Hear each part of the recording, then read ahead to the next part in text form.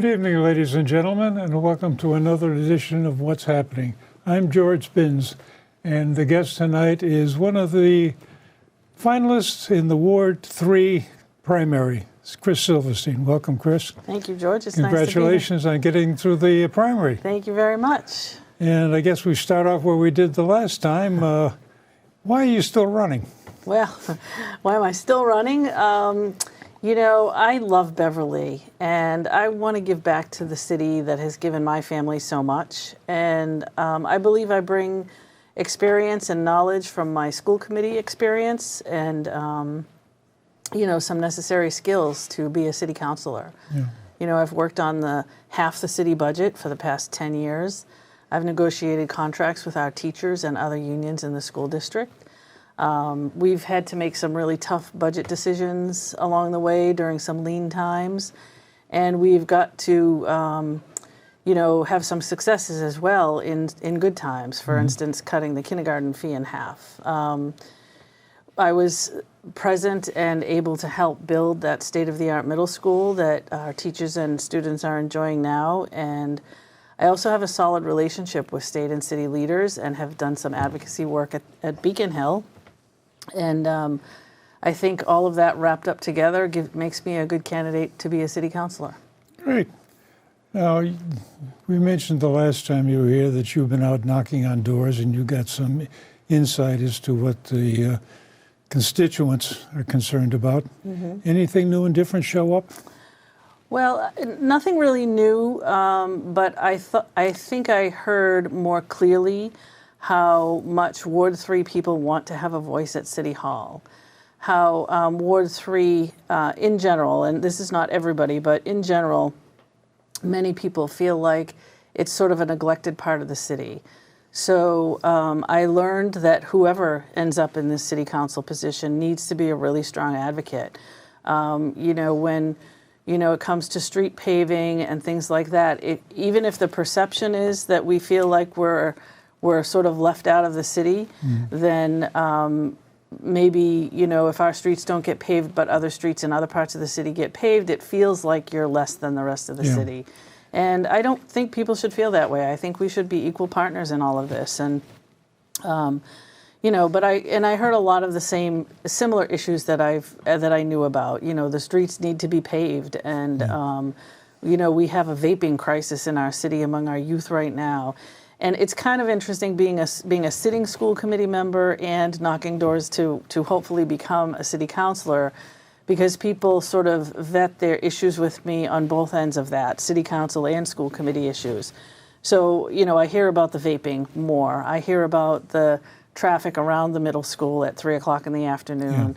Yeah. None of it is new to me, but, you know, they're all issues that need to be tackled. You know, just the overall safety of our students getting to and from school is a big issue, you know, and road safety, and trying to, you know, figure out the best way to get the word out for drivers to pay attention, because kids are also not paying attention, you know. Yeah, I know most of the kids you see nowadays are going down the street. One of my inventions I would like to get patented is take the cell phone, you know, the camera you got, put it right on the top so that it's looking right ahead of you as you're going down the street, and you get the warning. Yeah. One of the things we're seeing lately, too, are a lot of students are riding their bikes, which is great. We love to see kids riding their bikes and walking to school. But many of them are not wearing helmets. Many of them are buzzing in and out of the streets, and that's a huge issue for drivers. It's a huge issue for them and their own safety. So if anybody's listening and you're a bike rider that comes to school on your bike, please wear your helmet and please pay attention to the rules of the road. I noticed in the paper some town, I forget which one it was, where the police went out, and if the kid wasn't wearing a helmet, they took him and the bicycle off the street and said, you walk and the bike stays here, kind of thing. Right. Peabody did that. And they required parents to come pick up the bicycle and get some information about bicycle safety, and the police handed them a helmet as well. Yeah. So that's not a bad solution. Well, it gets kind of drastic, but like you say, you got to get the message across. And, exactly. You hate to have a horrible accident and said, oh, yeah, we should have, kind of thing. And as an aside on this one, there's a new member on the Beverly Parking and Traffic Commission, Jonathan Salt, who was a member of some sort of local biking organization. Oh, yeah. And he's quite adamant about bike safety, and he rides all over creation kind of thing, really adamant. So I guess there's going to be that kind of support, at least at the city level. So that's somebody you can interact with if you are the successor come November 5th, right? November 5th, yes. Yeah, we've got to keep reminding people of that Please date. do, yeah. We had the lowest voter turnout. We typically in Ward 3 have the lowest voter turnout in the city anyway. Yeah. So as I've been knocking doors, I've been kind of telling people that, and many people are surprised to hear that. Yeah. So in the preliminary election, out of 4,400 voters, only 500 of us came out to vote. Yeah. That's a small turnout. That's scary. Yeah. Yeah. So, if you're leaving it up to 500 votors, you're going to get what the 500 voters think. We sort of got into this last time when we were talking about that issue of 16-year-olds voting. Right. And at one hand, you'd like to have everybody come out and express their opinion, but you'd also like to have an opinion that's well thought out to express. Exactly. Yeah. And 500 knowledgeable voters, I think, me personally think is better than 1,000 people that just come out and throw a dart at the board. Yeah, you hope they're not throwing a dart. Yeah, I know. They don't let you bring sharp objects in there, but anyway. Another topic that I've come across that I've learned a lot more about since we spoke last is the upcoming marijuana dispensaries that are planned to be in the city. And it hasn't really come up as a Ward 3 voter issue or at door knocking, but it's something I've been very interested in. Our city voted, 54% of us voted to allow marijuana dispensaries in our city.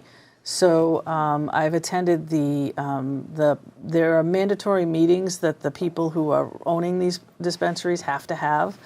And I've attended 2 of them. One was for the dispensary that's slated for Rantoul Street, and one just last night that is slated for Enon Street. And there are some strict regulations that people have to prove to the city before they can open their doors about parking and about security and about giving back to the community, which is not a bad thing. In addition to the tax money that will come into the city. I really want to continue to keep an eye on this issue because we voted for it. Unless somebody, wants to overturn that vote with a petition and all the work that goes behind that, it's something we're going to have to live with for the rest of, time. Yeah. And so, and our community is really split on how we feel about it. So I think it's important to be at those meetings. I think it's important to have a voice. And early on, I had expressed to the current city council that even though there are buffer zones and the dispensaries can't be too close to each other, I was concerned that most of them were going to be in or around Ward 3. And so another, thing that could more depress this one part of the city. Yeah. I know Ward 2 got very excited a while back when it looked like there were going to be several of them in their area too. So it's a valid concern, and I think that brings up another point that there are similarities to the downtown section of Ward 3 and Ward 2, which implies there needs to be some sort of coordination, at least between you and Estelle Rand, as the 2 city councilors for that area. And the other issue that came up at the same time is there's a lot of gentrification happening in that area too. So again, it's one of these things that I think you're not just a city councilor in a narrow box. Right. You've got to reach out to at least Ward 2 plus the councilors at large to gain support for something. Sure, I agree. I think in addition to that, Ward 5 abuts us on the other side. So, they've got a different set of problems. Sure, and I think everybody represents their ward, but not different from school committee. You represent a ward, but most of your decisions are citywide decisions. So, and you're voting as a committee. So, you kind of have to work with everybody and communicate well. And I hope to be that communicator. Yeah. And I guess the big issue that keeps coming up in not only in Beverly, but all the surrounding towns, is affordable housing. And I, for one, am not comfortable with this master plan that's being developed because I don't see in it an awful lot of emphasis on affordable housing or housing people can afford. I'd like to make a differentiation between the two in that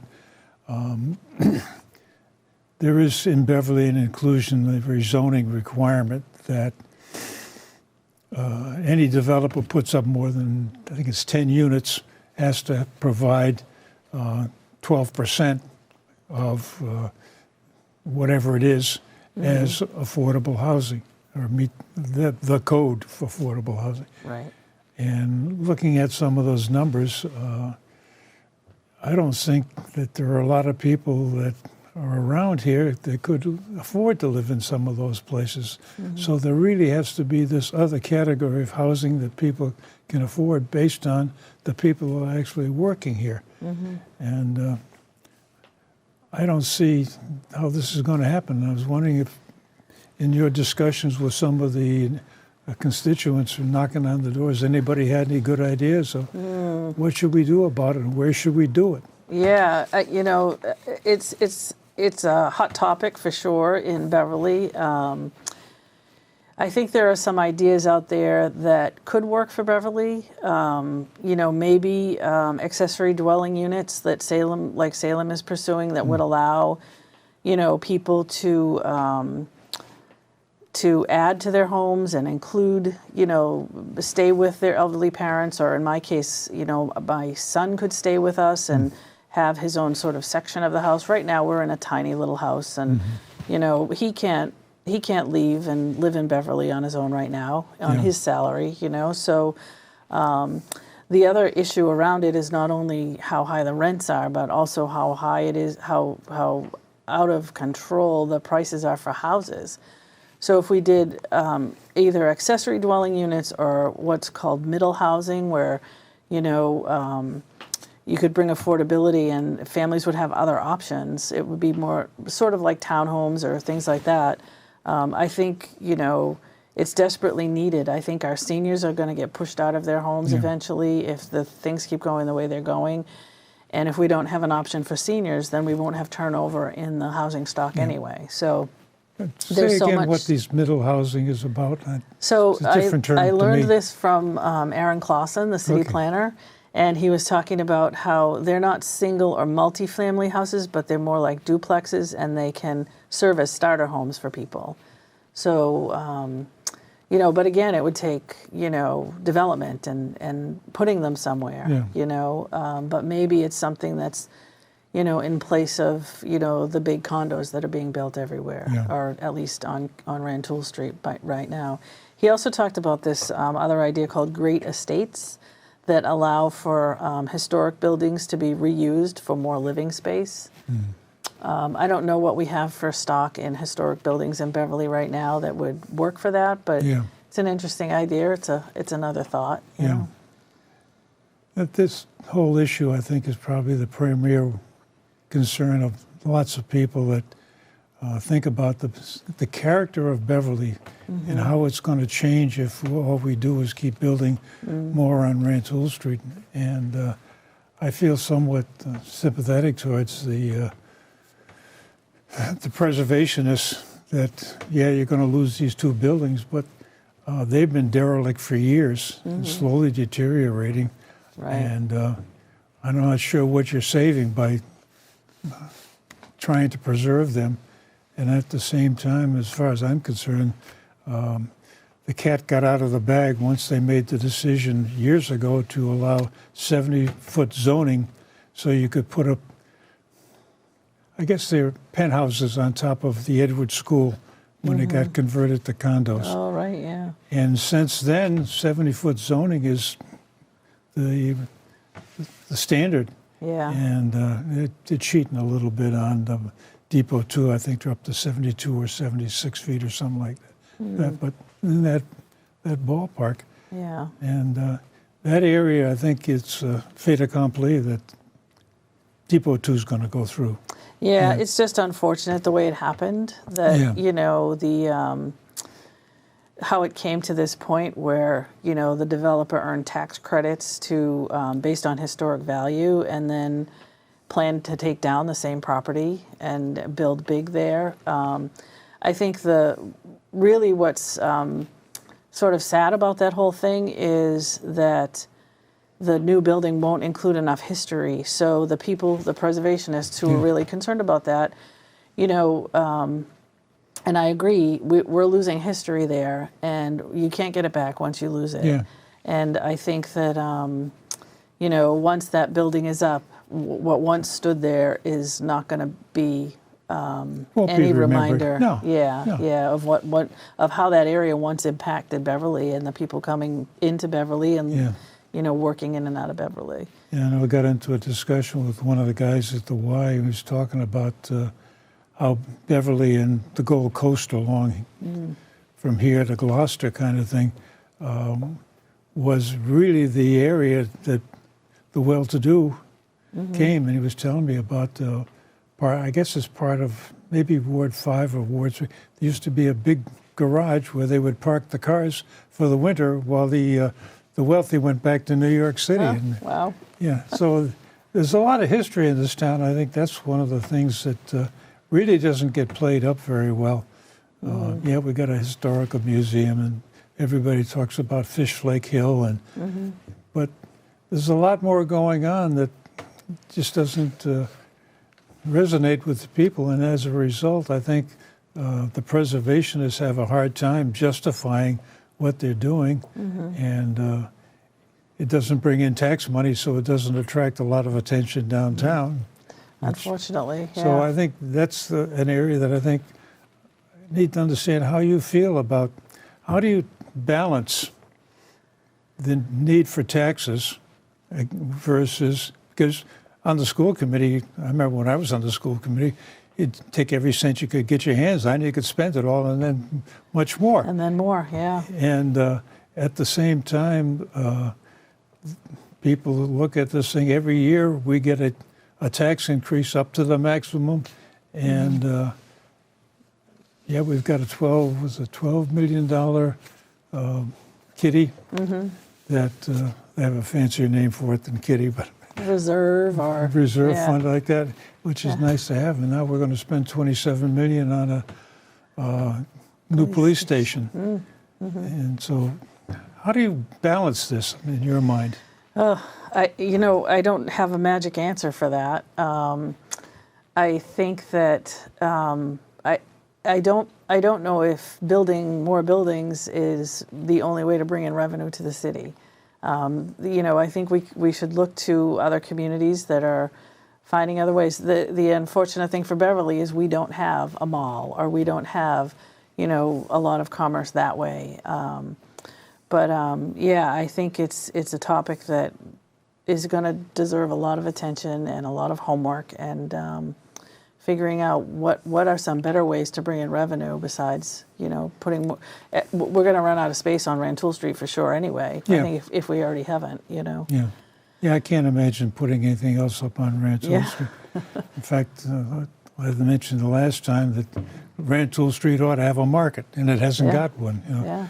And this is the other part of the game that I think the city council has to get involved in, that you can't just leave it to the planning department and to the developers to balance the city. And I think I would personally like to see the city council get more involved. In fact, I'm almost to the point of saying maybe we ought to revisit the charter and put a little more backbone in the city council so that they have a stronger say in how things are happening, as opposed to get handed a budget and say, like it or lump it.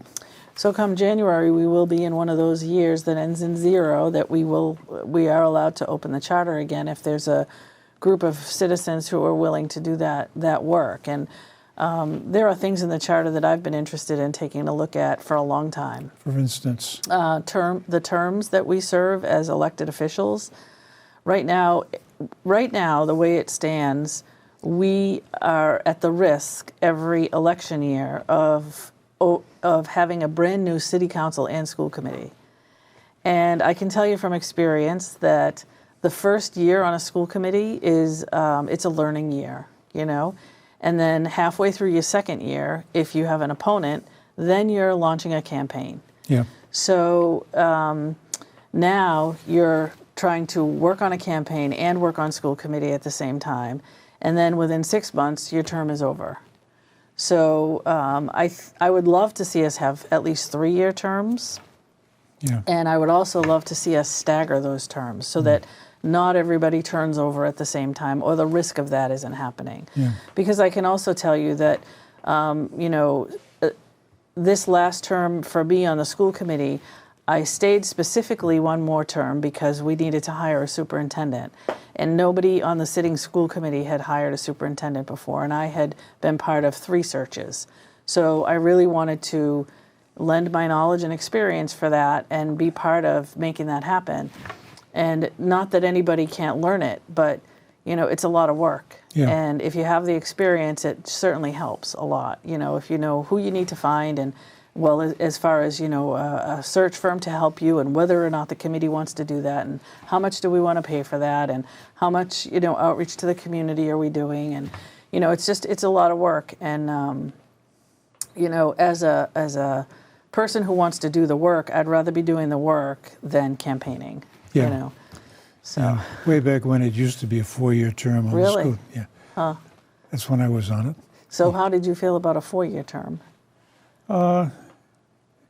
Once you get, well, it's like you said, there's an awful lot of work and a lot of learning to go through and pick up the jargon and what they're talking about. The other part of the thing is, back then there was an awful lot of committee meetings. We were meeting almost 4 and 5 nights a week, and they would go to 11 o'clock at night, you know, Yeah. just ongoing, never ending. So that was a little bit out of hand, but yeah, I think that's one of the things that needs to be reconsidered.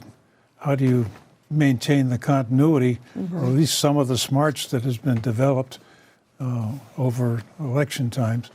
And the other issue, I guess, you started to mention you have some other concerns about the charter. Well, when you were talking about zoning earlier too, I think it's important for us to look at zoning and, you know, can the charter have any influence on, you know, these zoning rules that have been in place for a long, long time, and are they still appropriate for Beverly? I don't know the answer to that, but I would like us to look at it as a city, because people do seem to be concerned about the amount or the speed, the rate at which development is happening, and the amount of it. And, you know, is there a way that the charter can help control some of that? Yeah, because right now, the reason for inclusionary zoning is to avoid snob zoning. And if you want to start doing some of this stuff like alternate kinds of buildings on the property, where can you put it? And it gets into the game that Salem got tied up with. They just wanted to use some old religious buildings and convert them. And it took them, a year and a half between the city council and their zoning and their planning committee to finally reach a conclusion on that. And I think there needs to be some pre-thinking about how do we handle this problem and what are we going to do about it? Right. As opposed to every time something comes up, it goes to the planning commission, and then you got to get an exemption for it and kind of thing. If the classic example is where Whole Foods is, that's idle for a year and a half because the zoning didn't allow retail business, it only allowed light industry. And when the developer bought it, the anticipation was they were going to get an exemption or get a zoning change. And the zoning change got shot down at City Hall. And that delayed that whole project for quite a few years. Right. So there's some real issues, I think, that need to be considered. And I think, that, again, that the City Council needs to be stronger than what it is. So what else do you think we ought to do? Well, when you talked about Whole Foods, that brought up an interesting thought in my head. When I was door knocking at the neighborhood up near Whole Foods, the the residents there have some great concerns about when those doors open next week. The 18th, yep. Yeah, because they're concerned that people are going to use their property as a cut through or to turn around if they need to get back on 128 after making a wrong turn and things like that. And so, you know, I think that as the city councilor for Ward 3 is really going to have to advocate hard for making sure the traffic up there is respectful of the folks who live at Northridge. Yeah. Yeah. Is Whole Foods in Ward 3? I don't think Whole Foods is, but Northridge, which abuts Northridge it, is, okay, that's the boundary right there. Yeah, Yeah. yeah. Yeah. And it was the Northridge people that shot down the zoning exemption way back when. So it's an interesting area. But that whole area has got some interesting problems. But when you get down to the issue, I guess, of what does the city councilor do? The other thing that's come to mind is in the mayor's office now, there is a constituent advocate. Right. Sounds an awful lot like what the city councilors are doing, at least when they show up at the Parking and Traffic Commission. It sounds like we will get a city councilor and the advocate talking about similar issues. How do you see the relationship or the differentiation between those two positions? Well, for one thing, the constituent advocate or the citizen advocate or whatever the position is called, that person is a paid position, works full-time for the city, right? Yeah. City councilors work full-time in other jobs and then do this like in the evenings. So I think it's a way for people to connect with City Hall during daytime hours. Yeah. I know as a school committee member, it's been similar where, you know, I have to wait until my work day is done before I can actually go through all the emails and the phone calls and things and respond to things. So sometimes I'm, you know, responding to things at 10 o'clock at night after a school committee meeting, you know. So I think the idea makes sense. But I think you're right. I think, you know, people are coming to city councilors for probably similar things as they're going to the advocate for. So we're down to the point of you make your pitch and why all these good voters should... I just never know where to look. Right over there. Okay, so thank you. So I've been working hard. I've been out meeting people in Ward 3 for the past 6 months now, and you know, I've learned a lot, and I want to continue to learn more. One of the things that people should know about me is I always do my homework, and I am willing to do the hard work, and I really want to be a strong voice for Ward 3. You know, as I've done with my role on the school committee, I want to continue to understand the issues and help work out solutions. One of the things that you'll find in me is that I will always be respectful, and I have good relationships with people, and I've been able to actually follow through on a few things while I've been knocking doors, you know, that a city councilor would have done. Yeah. You know, things like cleaning up parks and advocating for road repair and things like that. So I believe I have the skills to help Beverly to achieve incredible things. And as I said before, I'm ready to roll up my sleeves and do the hard work and carry through with my calm and thoughtful approach and my collaboration with City Hall. And it's been my honor to serve Ward 3 residents for the past 10 years as the school committee member, and I'm ready to serve in a new capacity as city councilor. So I would urge people to get out and vote on November 5th, and remember that every vote is going to count. It always does. And I humbly ask for your vote on November 5th. Super. Well, ladies and gentlemen, thank you very much for watching, and we will continue these shows with the candidates, and see you next time.